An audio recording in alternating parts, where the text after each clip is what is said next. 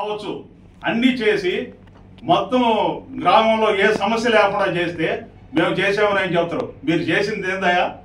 ఉన్న పథకాలకు పేరు మార్చుకొని జగనన్న గోరుముద్ద, జగనన్న ముడి కడుగుడు చెప్పుకొని మీరు పథకాలు పెట్టుకొని మీరు బతికేవాళ్ళు, మీరు లేని ఏదో చెప్పి మీరు చేయండి, అది కరెక్ట్. కానీ ఉన్నోటికి పథకాలు పెట్టుకొని మేము పథకాలు వేసాం, మీరు పథకాలు వేసుంటే 4 ఏళ్ళు మీరు గడపకి ఎందుకు పోలేదు? లాస్ట్లో కూడా మీరు గడప పోలేకపోయారు.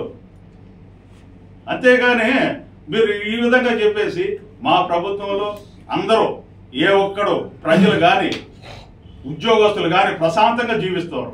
మీ ప్రభుత్వంలో ఏ ఒక్క ప్రజలు కానీ ఉద్యోగస్తులు కానీ టెన్షన్తో నరక యాత్ర పడి చచ్చారయ్యా?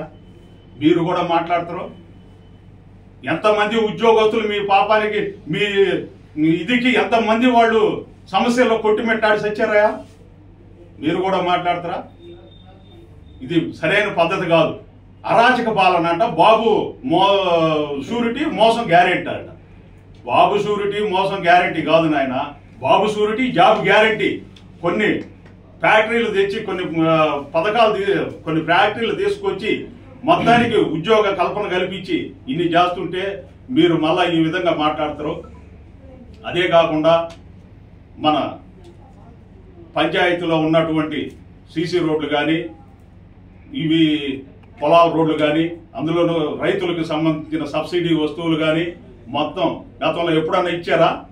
5 ఏళ్ల గవర్నమెంట్ పరిపాలనలో అందరికి రైతులకు కావాల్సినవన్నీ అందిస్తూ చంద్రబాబు గారు కానీ దానికి ఏం కావాలన్నా ఎమ్మెల్యే గారి సహకారాలతో అందిస్తూ ప్రభుత్వం ముందుకు నడుస్తూ ఉంది. కానీ మీరు ఏ ఒక్కరు అడిగినోడిని డోర్ డెలివరీ చేయడం, లేదా మాస్క్ అడిగినోడిని నడి రోడ్లో హింసించి చంపడం, ఇట్లాంటి ప్రభుత్వం ఎక్కడన్నా మా ప్రభుత్వంలో ఎక్కడన్నా ఉన్నాయా? ఎంతమంది మీద మీరు ఎన్ని కేసులు పెట్టి ఇన్ని చేశారు? మీరు కూడా మాట్లాడతారు. ఇది మంచి పద్ధతి కాదని నేను తెలియజేసుకుంటూ ఈ అవకాశం ఇచ్చిన పెద్దలకి ధన్యవాదాలు తెలుపుకుంటూ సెలవు తీసుకుంటాను.